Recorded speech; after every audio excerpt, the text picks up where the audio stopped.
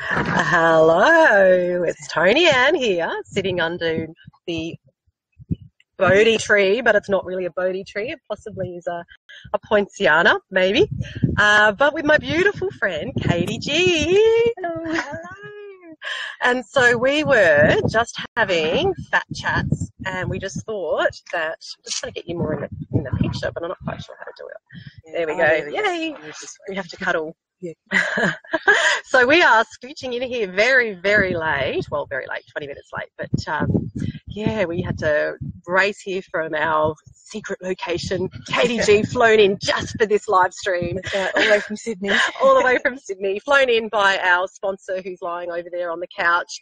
What are we calling you? Cleggenheimer, Cleggy Leaks. Whoops, not really. But I have brought my beautiful friend. We were having amazing chats, and we totally felt absolutely selfish just keeping these chats all to ourselves because, well, to be honest, we really started as all amazingly intelligent, beautiful women talk about when they get together. There was a lot of talks about farts for some reason. And so we just did that conversation to death. And yes, there were a lot of laughs. Just thinking about it now, sorry, men, tune out. There was actually no talks about fanny farts for some reason. I'm not quite sure how that got missed. Why didn't we cover that? Why didn't we cover that? Maybe that's tonight. But certainly lots of talks about farts. And there were absolutely not even any kids present. So anyway, obviously we blame the children, but it really is actually just us. So we thought, as a way of redeeming ourselves, that we would actually come together and have a conversation about some really, really deep issues, because this beautiful, amazing woman has just completed her psychology honours, which is such an amazing achievement. Anthropology, but yeah. Oh, psychology. I thought it was psychology. Oh, my God. Get off my live stream. No, anthropology is my second absolute love. And psychoanalysis. Let you speak for yourself. She will speak for herself in a minute. I'll stop getting it wrong. And so we were having these amazing chats, and she has just handed in her thesis, got her mark back, and I said, I just absolutely need to talk to you on my live stream because my community absolutely need to hear your message, and maybe just to spice it up a little bit, maybe to draw somebody new in as well with some different perspectives and, I guess talking about some of the really deep issues that perhaps we all contemplate and maybe perhaps we all fear as well, but that don't really get much of an airing, really. They get stuck in the closet and we don't really talk about it. And so maybe can we just, as a start, maybe can you just tell us a bit about what your thesis was actually on? Just to give it why I'm drawing her in here. Well, it's also quite fitting. I think we should actually explain where we are today. We're at the Adelaide, is it the War Memorial? War Memorial, yes. In the cemetery. Yes. And so my thesis was looking at end-of-life dreams and visions of people in palliative care, where people are having and do have really profoundly meaningful, life-changing and growth experiences in the end of life. So, I was looking into that and just sort of wanting to understand how people make meaning of their lives in general, but especially make meaning of their lives with knowing that the end is nearer than it is usually. Sure, yeah, just that awareness of mortality is absolutely sort of confronted to them. Yep. And so I guess what we were talking about is how an awareness of death really helps you to live life more fully. And what does it mean to actually do that? Like, if we could take death, it was interesting to me to think if we could harness the power of death and be aware of its, of its presence always there. What would we change in our lives? Yeah, it's amazing, isn't it? And I guess, as you say, fitting coming from the War Memorial, that there is one of the books in terms of creating a bit of a retreaty type space for these beautiful women who are here with this retreat with me. That one of the books, the Tibetan Book of Living and Dying, and one of the processes they talk about is about meditating in a cemetery. And I just wonder what your thoughts on that process are. Yeah, I think this is really very interesting. The idea of meditating in the burial grounds, in the charnel grounds, is a Buddhist practice. And it really means confronting death. And the Buddhist point of view is that we're always in a process of dying, that we're constantly living and dying all the time. And when you're meditating on a dead body, you're actually really literally watching flesh rot away, which sounds so morbid, and why would we want to contemplate that? But if you put that in the context of the modern world, and we look at how much we do to try and avoid something like aging, or the amount of work we might put into, being beautiful or being perceived to be beautiful, rather than maybe perhaps work on the personality, which is what the Buddhists are trying to do. They're looking at the growth of the personality as the important part of the person, and not so much these earthly things. Our beauty does eventually fade,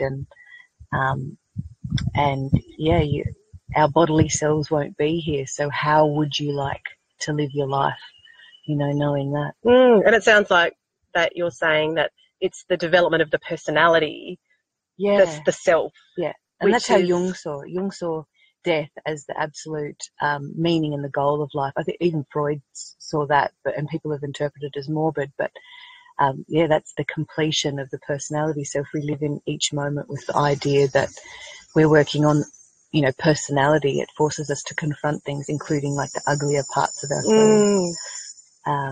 Can you talk more about that's sort of, I guess, you talk about, people talk about their physical appearance and, cultivation of that and focus on that. But the ugliness of the self is something that I'm certainly kind of passionate about, because it's so much so that we kind of avoid that oftentimes. I think it's so important, and so important to talk about it now. I think especially in a digital age, where we can put a persona up online, and we can show, this is the beautiful food I eat, this is how beautiful I look, and we could delete, 4 or 5 different images of ourselves till we get one that we like, that we put up to the world. And there's a lot of sort of fakeness. But when you're having to think about, the development of the personality, you're forced to confront actually those very ugly bits that we often leave out, which filter out. I'll show the world this bit, and I'll keep that one for the private time. Yeah, that's right. Or our partner. Or our partner. And or the dog. Yeah, the dog.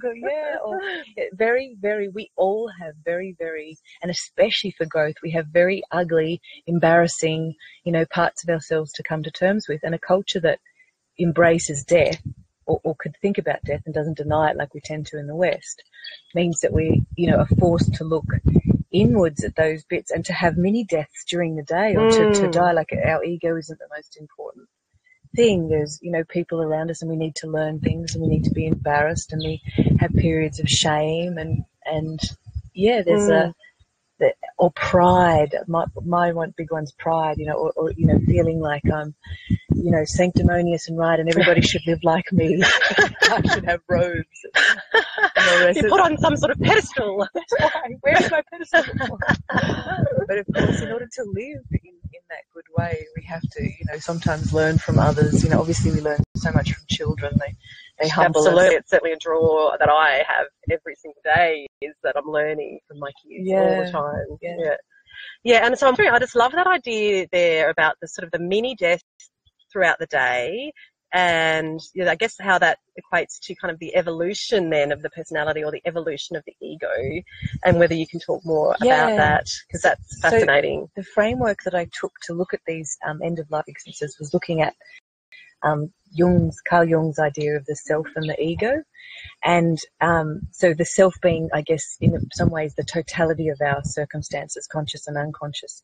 And then the ego bit is still a part of the self, but that it's the bit that we're conscious of. So we're moving through the world out of our ego, looking out of our ego, and there's more to that, shadow aspects and, greater aspects that we often don't see. But in order to incorporate them into the ego, literally means dying. Like, we have to, for that consciousness to shed away, rather than having, because essentially the ego is a defensive structure. Yes. So, in order to get more used to the process of just dying in and out of the day, just to let it go, like letting the pride go, and stopping talking and listening, and, allowing things in. If we think of the ego and use the term ego and think of it as a defensive structure, what can I just let go and take on board to become a bigger person? Yeah, and that's so interesting, isn't it? Because it's kind of like that presupposes that it's okay not to know. that it's okay to be in the inquiry. Yeah, of course, yeah. It's okay to be in the mystery. And that is actually not a flaw or a weakness. No. That it's all part of who we are. Yeah. And it's kind of like pretending that we know is such a fragile way to be in the world. Yeah. Because actually, you know, there's so much more opportunity and excitement. And like Katie and I were both talking about how coming on this live stream today, how excited we were, but also a bit nervous, and how that's sort of just that's at the threshold of life, really, isn't it? Absolutely. Where, you know, you're open to things maybe going a bit wrong, or you're open to things maybe not going as you might expect it, but then to be able to sort of dive into that anyway. Oh, for sure. And to be able to let that involve you, I guess. And I think that's a really important thing that came out of this for me too, with understanding death, is actually about that excitement, or the idea of taking risks, because the time here is limited. Because it would be easy to think that, you know, we're going to die, it's easy to take a nihilistic or even just a comfortable approach to life and just do many things. But I think that what we see, because a lot of these visions tended to be of predeceased family members and that kind of thing, so a lot of that shows how connected we are and how important it is for us to leave something behind. And leaving something behind means inevitably taking risks. Beautiful. I so love it. Yeah, because it's so often the case, isn't it, that risk-taking is the thing that we fear most, because we have to step into the uncertainty. Obviously, with certainty, there is no risk. If you know the outcome, there's no risk really at all. And so to live life like that is actually very mundane, but is a risk in itself, really, isn't it? Yeah, absolutely. Because you're not actually growing. And so there's all sorts of stuff that can happen when you're not growing. And, you know, depression, anxiety is certainly one of them, but that's only, you know, I guess they're only labels, really, that there's other things that can happen too. And I guess when we're talking about our excitement, that is a type of anxiety, and getting to know the good anxiety and the bad anxiety. Yeah. Well, I like that saying about fear is really excitement without the breath. Just breathe into the fear and then you've got excitement. Woohoo. Yeah. So there were other things, and I just love the terminology. Can you talk more about the shadow, you know, that shadow self? It's just I just love that terminology. Okay. Well, yeah, no, the shadow, my shadow.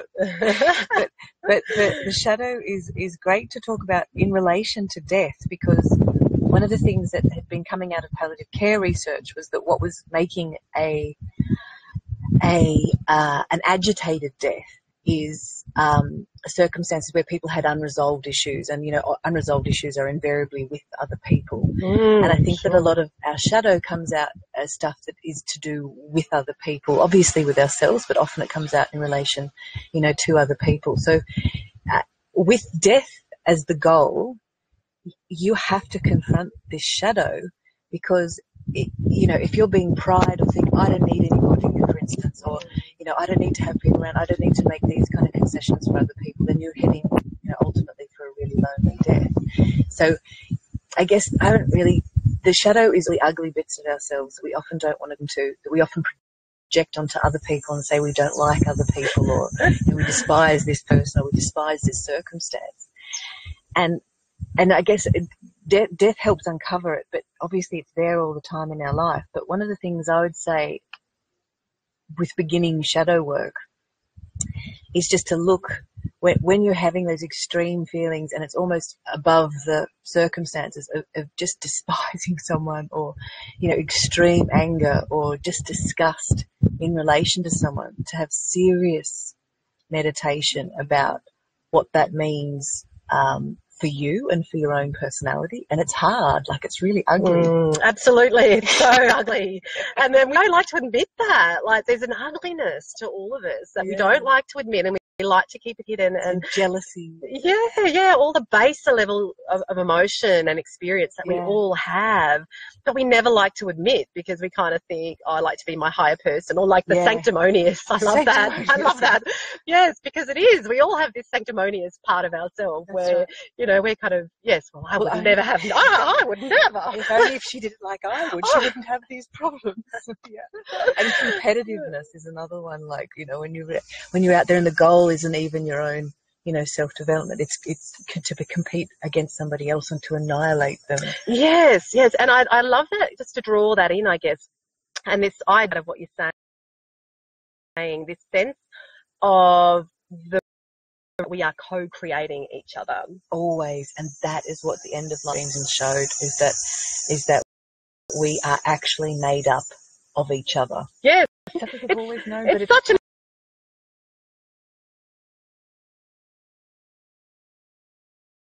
epiphany. Drawn out more. It needs to be talked about more, because the reality is if we are co-creating each other, then that competitiveness or hatefulness is actually harming you. Yeah. If we are actually connected and co-creating each other, then really that's just a reflection of where you are and a reflection of yourself. Yeah. And how damaging your relationships is damaging you. Yeah. That would... People are behaving badly, like someone else is behaving badly. There's usually something else at the bottom of this. And what take people to, without being, knocked over or pushover or a victim of someone else's behaviour, what does it take for us to be able to be with that person in a way that their mind can grow, or we can understand, to use transference as a professional way. Absolutely. How can we be there to understand, someone else needs to go through their own process, and they're right now displaying, bad behaviour, but they're going to come through that. That happened a lot with dying patients because, of course, they're angry, like they're coming to the end, or they're bitter, or, they need to go through some time of just being angry with the world. Absolutely. Yeah, and I guess just drawing out of that, this idea that in some ways that if you are noticing you're being projected upon, that can be a learning experience for you, that there's victim role. If there's something we can... the same projection too, definitely. Yeah. So can you talk a bit more about that? Like this idea of that if you are projected upon, like you're perceiving this projection, that actually instead of sort of going into a kind of a victim role, that it can be something that you can learn from. Well, it's so important, and I don't have an answer there, but I guess the first thing to do would be to be observing it. And then once you're observing that it's still happening, to really think about, like, okay, what does it take? It's the same I'm getting the same projections all the time.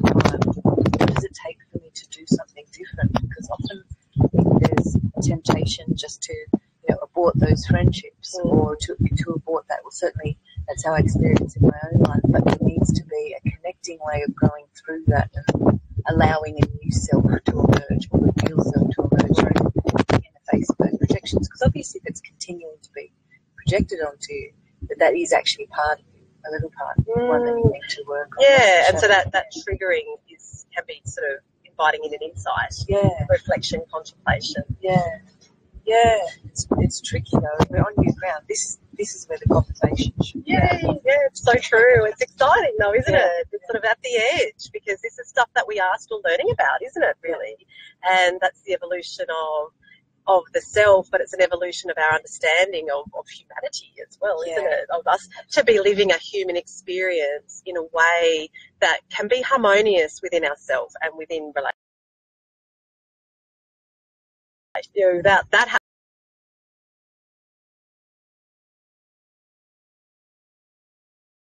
about this. You have a look at what's happening now, and I'm not saying this with a view of any answers, but have a look at what's happening now with projections and Donald Trump. Like we can all pin, like he is a part of us. Like he's a leader. He's a part of us. There's a reason why he's there at the moment. We're projecting a part of ourselves that we love and hate, and love to hate onto him. And that's where the conversation needs to be at. Sure. Yeah, and I guess that's coming back to something that we were talking about before around, I guess, looking at the suffering and maybe the pain or the adverse emotions that get triggered. That's something that we can invite more in as a way of seeing life, and life as suffering, but purposeful suffering as a means for growth, essentially, and that being such a useful framework for life and living a fulfilling and meaningful and happy life. Yeah. That if we can look at that as a growth process and suffering as a means for growth. Suffering must have meaning, and maybe the meaning of life is positive suffering, for sure. And we live in an age where, if you get a headache, you can take something for it. There is an answer to almost every type of suffering, and so perhaps you've forgotten how to suffer. Yeah, well, that's so beautiful. Yeah, so I guess, you could ask that, isn't it? What if the meaning of life was actually purposeful, positive suffering, and that there's merit in that? Yeah, and what's under the Bodhi tree. Yes, absolutely. And so I guess just coming to that, I guess my biggest message with Under the Bodhi Tree is about those daily habits, and daily habits being something that is so crucial for personal transformation. And I just wonder what your thoughts are around, I guess, what does personal growth and transformation actually really look like, and what does it take for in your opinion? Well, I think in order for me to give an answer, that would mean that I would need to be transformed, and I'm just not. but from where from wherever you are at. Yeah. And I think it's just really important to think about what it means to break it down into the daily habits. It's essential. It means nothing unless you think about what it means in the daily suffering. But for me personally, it's meant knowing how to grieve. Sure. Yeah. Like knowing how sometimes just to go through periods of pain. What I've learned that, about seriously taking on board the idea of an ego death means sometimes just sitting there in the pain and knowing it'll pass. Yes, because it's going to go. It's not going to be here forever. Yeah, and then rebuilding. So rebuilding, I'd say, would be, or I like to use the term re-entry as well. Too. So when you've had a tantrum or you've had, you've been. Me? I know nothing about that. Successful re-entry. Yeah, it's all you need to work on. Like, okay, so how do I go back and address this with a child or my partner? Like, how do I enter back into that place and sort of. Yeah, and I guess that's about the pride too, isn't it? That how can I re-enter though in a way that then I'm entering having learned something, or I'm entering in a way that then the healing can take place. Yeah. Because I guess if you can re-enter, but if pride is there, it's sort of like it's being swept under the carpet. Oh, yeah. And so if you're re-entering in a way that then is still self-preserving and protective, then what's learned, and really again that idea of co-creating each other. That if we're sort of entering in a way that then nothing has happened, we're not having a conversation then about like even I'm sorry, like some powerful words, like I'm sorry, or like I can really understand where you're coming from, or how can we rebuild from here? And your response you get from that will determine whether or not healing really can take place within relationships. Yeah, sure. Well, it's better to internalise like a positive re-entry than to internalise that there being no problem. There was no problem. No, that didn't happen. No. Yeah, and so there was just a beautiful thing we were talking about the we were talking about how the concerts that you've been to this year, one of which was this year, Madonna and Leonard Cohen. Yeah, can you talk a bit about that? Because that was I just loved what you were talking about there. So I'd seen Madonna, who was excellent. Like, she's Madonna. She's great. We all grew up singing Hairbrushes. And we will be doing later, singing into Hairbrushes to Madonna. Don't you worry about that. So not bag Madonna, love her. But I thought of her in relation to Leonard Cohen, who I'd also seen, and I think that the difference in these two artists, obviously there's many differences, but that Madonna in many ways, she recreated herself for the audience, not for herself, but for the audience. And in doing so, she maybe stayed a bit of a little girl. Like, she probably isn't like a full and a whole woman that embraces aging and, embraces bodily decay, that embraces there being other women who are going to be more beautiful than her or more talented than her. Whereas Leonard Cohen, he is an artist that continued to really evolve, but from himself. Like, he evolved and just became, wiser and more thoughtful. And, he was a very, very old man up on stage where he would just run up, like, I think he was in his 90s when he died. How old was he? His 90s, and he would just, like, dance up on the stage and could just move. And I thought, wow, if I could be a woman and just be, metaphorically, not a musician, but if I can still dance and give the people around me, the warmth that he can, when I'm an old lady, then I'll live well. Yeah. And you were talking about him having to recreate himself. Obviously, if he died when he's 90, I'm sort of getting my time frames kind of mixed up maybe. But anyway, so that he had to recreate himself and represent himself essentially in his dotage, wasn't it? You're saying that basically all of his money was taken by an accountant or something like that. So obviously after accruing wealth and then to lose it, and by the his lover. devastation. I believe he was a lover. I could have that wrong. But, basically he lost everything very late in life because the accountant ran away with all the money. So, he had to really rebuild himself. And thank goodness, suffering have a meaning. Yes. That incident for him meant that he was brought back to life for us, and, could continue his poetic wisdom and could give more to the world. So while it might have seemed horrible, we wouldn't have, that his, lover and business partner took all of his money. He didn't stay the victim of that and was able to give more to the universe. Yeah, absolutely. And that whole idea that he had to recreate himself. And so if you look a bit about mini deaths within his life, and this is just one example, obviously, but the mini deaths. So to let go, I guess, of the wealth that he created throughout his life, to say actually that he could have died a bitter old man, having been rightfully wronged, as it were, wronged and feeling rightfully bitter and jaded about that, but not staying with that. Yeah. To then come out and present to the world as someone really different. Yeah, to use what he had. Yeah. And what were you observing of him then, I guess, being someone who had evolved through pain, evolved through suffering, to then come out into the world as what? What were you observing there? That is true artistry. I don't know how else to sort of say it, but he's not a victim, and he's not getting up there saying, it's been so hard for me because of this, this, and this. He's actually showing people how to live. Oh, that's so beautiful, isn't it? I love that, to show people and to embody that, and not just to talk about it, but to do it. To do it. Actions. Yeah, actions. Yeah, and you mentioned your favourite Leonard Cohen quote, which is in part the title of the live stream. But should we finish with that? Yeah. Yes, well, I'm not quite finished, but I would like you to tell me. Tell me. So it is, such a brilliant quote. Ring the bell that still can ring. Forget the perfect offering. There's a crack in everything. That's where the light gets in.